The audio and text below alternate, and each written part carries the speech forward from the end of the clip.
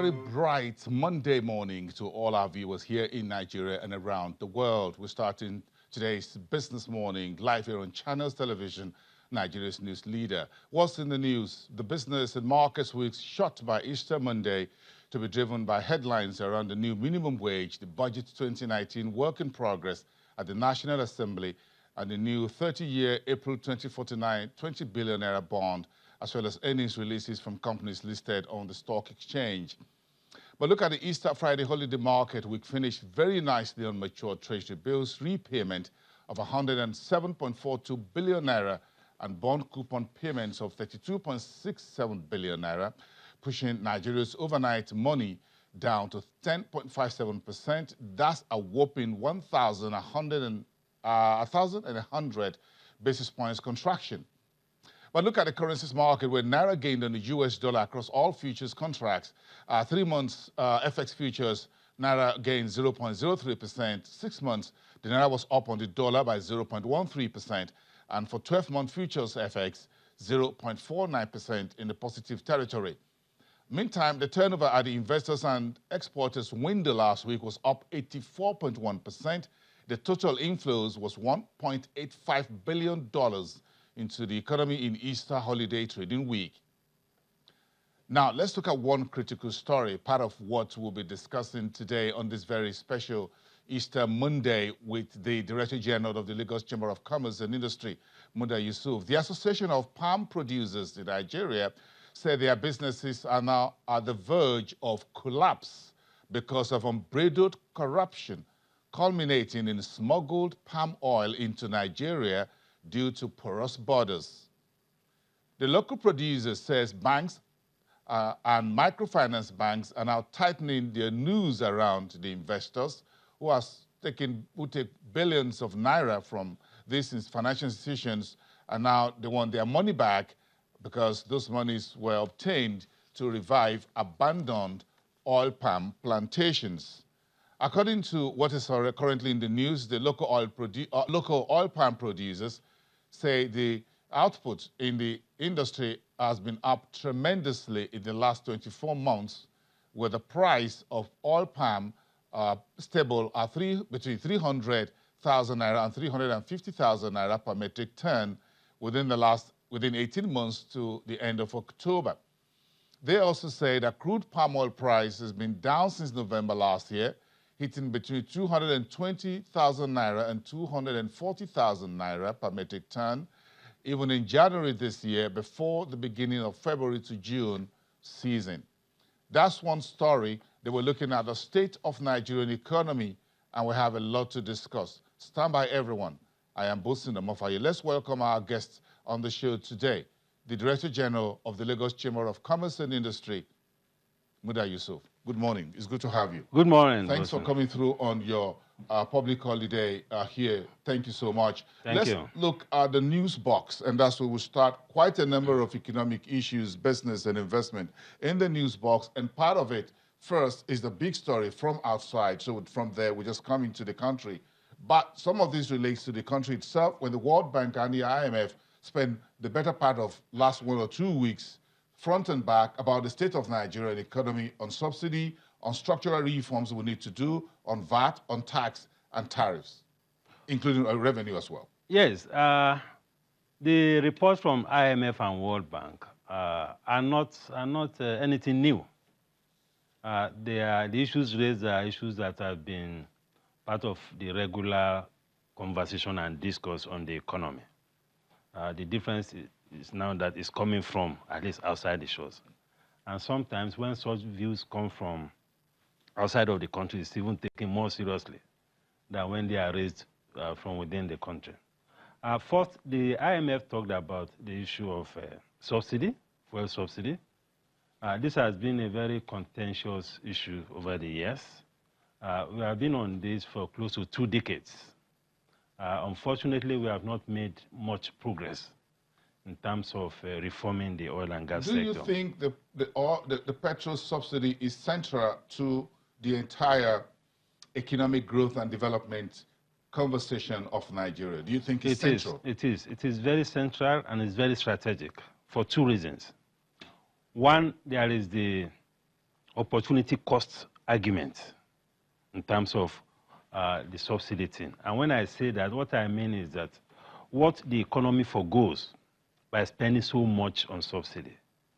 There was a time at the peak of the subsidy crisis and riots that some figures between 1.5 trillion to 2 trillion were thrown around as being the amount of money that was being spent on subsidy. And only recently we heard of 763 billion in terms of under recovery by NMPC, which is another name for subsidy. And in the budget, the government provided for about $1 billion, about 350 billion, for subsidy. Now, the opportunity cost argument is that in an economy where you have very serious crisis in your education sector, we have very serious crisis in our public health sector, we have very serious crisis in our infrastructure space, we have very serious crisis in funding the obligations of government generally. Whether it makes sense to now be spending close to ₦1 trillion annually, if not more, on subsidizing petroleum products. I think that is the opportunity cost argument. For me, it doesn't make much sense. Secondly, there is the investment argument. There is no sector in this economy and no product in this economy today that has a price fixed by government. No product, not even food or health service or even educational services. There is no product.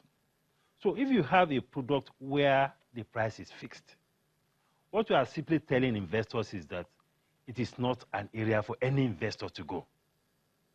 Because no investor will put his or her money in a sector where the product price is fixed.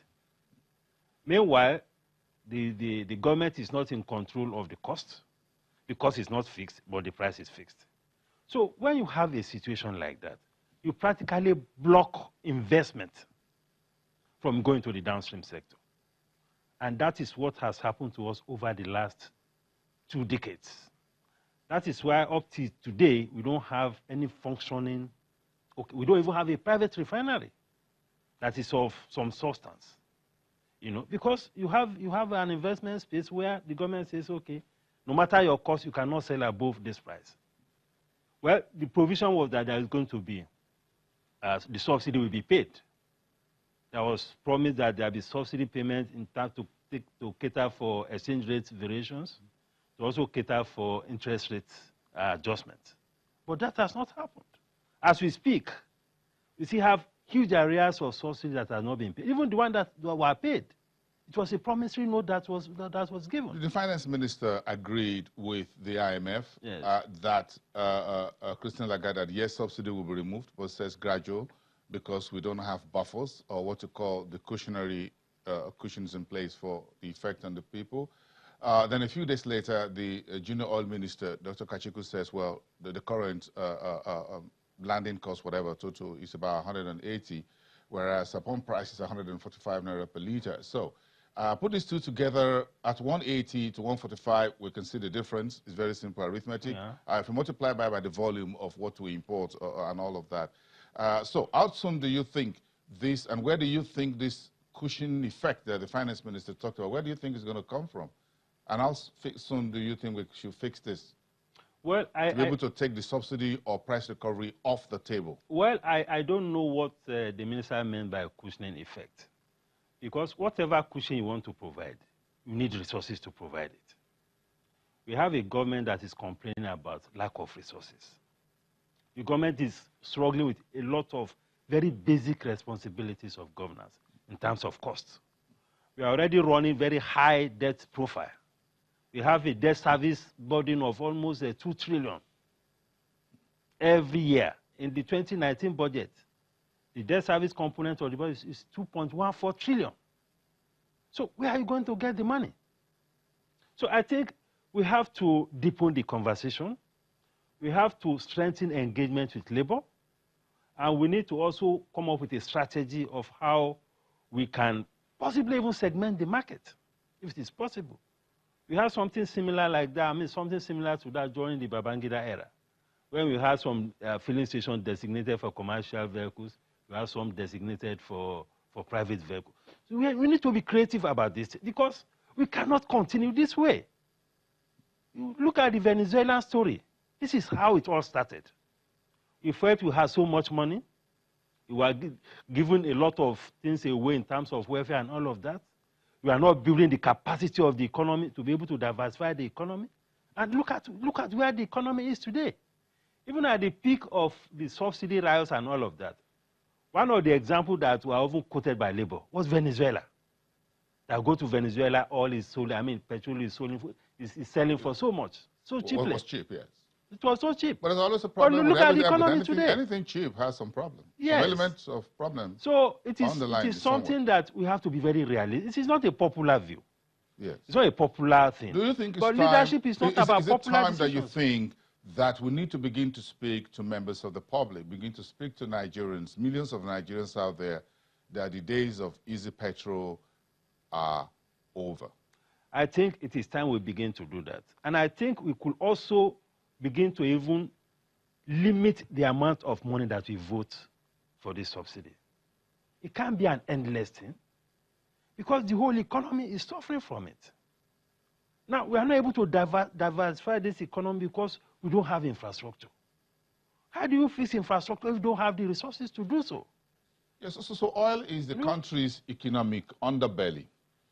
So we need resources from oil to power economic diversification. Exactly. That's very brilliant. But we'll talk about the best of the business environment where you need, like you said, you don't have investment inflows because of what you call a price regime and all that within that sector. And you try to use legislation to try and fix some of these issues like the Companies and Allied Matters Act.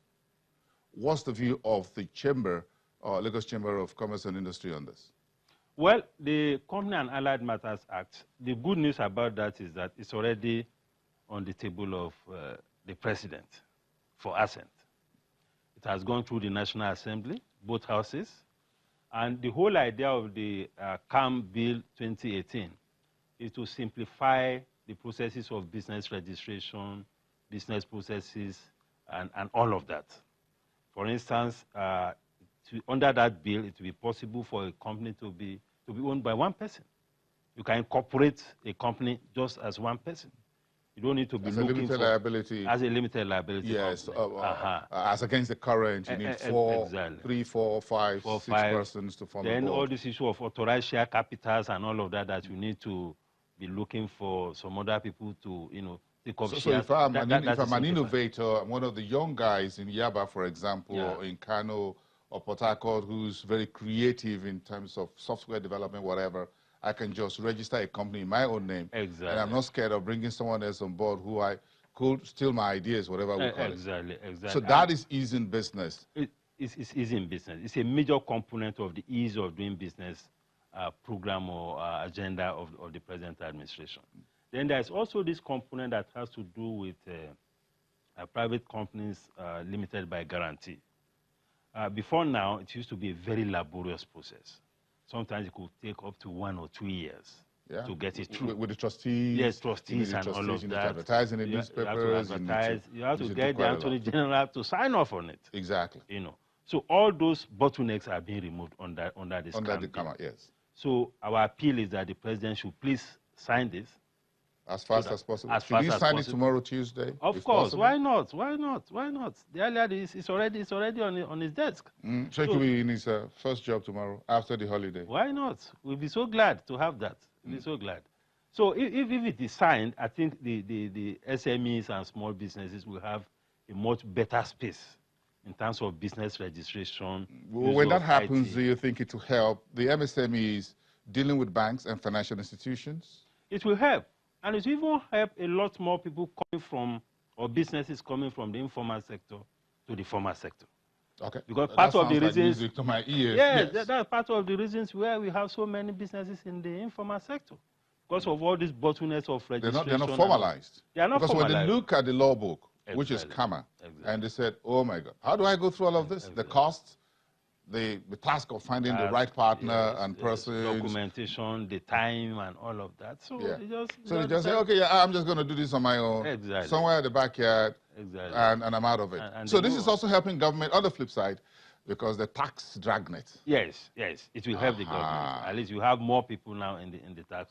Yes. Although not many people want to hear that, but of course that is part of. If you're going to do business, Mr. Yusuf, you got to be ready to pay tax to the government. Of course. We should just let everybody out there knows that you can't just run business, take millions of naira from banks, agree with you. do business, pay yourself, have a nice car, I agree with probably live in a nice place, and you're not willing to pay tax to the government. Agree with you. I think we should pay that because with that, the critical infrastructure thing would have to happen. It will. If it doesn't happen, so that's why I think everybody should. If you move more from informal to formal economy, they need to pay tax. Of course. And that's where the CAMA is. Absolutely. So that is good. But as soon as we put that in place, which will be part of the enabling business, which the government has done with the credit registry. Ease of doing business. Yes, yes. It moves me to go back to the bigger picture.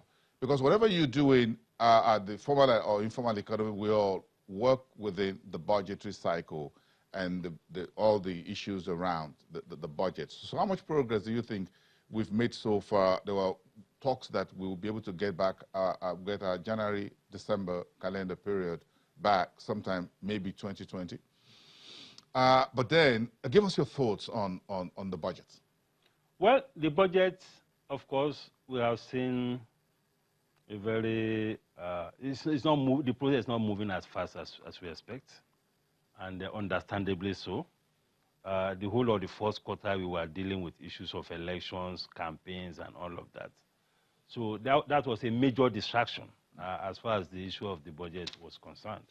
But even before then, the previous budgets has not been coming as fast as we'll expect. Last year, I think the budget was also signed around April or May. So we need to do a lot more to improve on the budget cycle, the timing. Although the good thing is that we have now a component of the legislation which says that the budget cycle starts at the time that the budget is signed. You know, that is part of some of the amendments to the law that was put in place by the National Assembly to make up for this speed, this slow speed. So anytime. Anytime that, I mean, anytime you wake up is your morning. So whenever the budget is signed, that's when it becomes implementable. That is when. So it's no longer fixed. It is no longer fixed, but that is not good anyway. It's not good for planning. It's not good for implementation of capital projects. It's not good for everybody, because we should have the discipline to have a firm timeline for budget. Imagine if the private sector has that. Yeah. I imagine if everybody just do budgets whenever you like. Of course, it's not a problem. So we need to move away from that, and I've heard the budget minister and even the government severally saying that they are determined to go back to the January, December. We're going to take a break in about a minute, but we have some of our viewers are commenting about the issue of petrol and the price of petrol, and one of them on Twitter, Abdul Wahid Lawal, says that he disagrees with you with the price of petrol, that in South Africa the price of petrol is fixed and adjustable every now and then. Do you think we should fix the price of petrol, adjust it as we move on? Do you think this is workable? No. It has to be flexible. We are saying the same thing. What we are saying is that you cannot, if you want private investors in a space, you don't fix the price permanently. You have seen situations where the price of petrol was fixed for 3, 4 years, 5 years. How do you want investors to go there?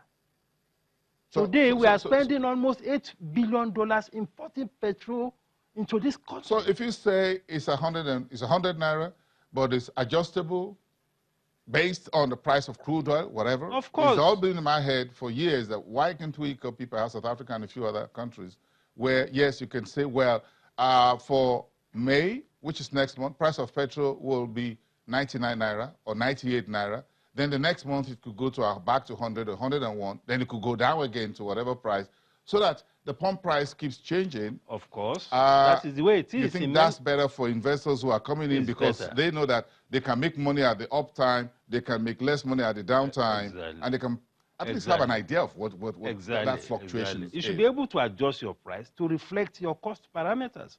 That is what business is all about. So fixing it while the price of the under raw material, which is crude oil, is not fixed. Exactly. Then you have other costs anyway. You have other costs, cost of freight, cost insurance freight, whatever. Yes, cost of CRF fund, yes. FX rates and all of that. They're not fixed. All these things are not fixed. So there's a problem. Let's take a break. We'll be right back. We're talking about the future of the Nigerian economy under Buhari's administration. We'll go to talk a little bit more about the big issues: tax, tariffs, industrialization, infrastructure, and the role of state governments in getting the Nigerian economy working.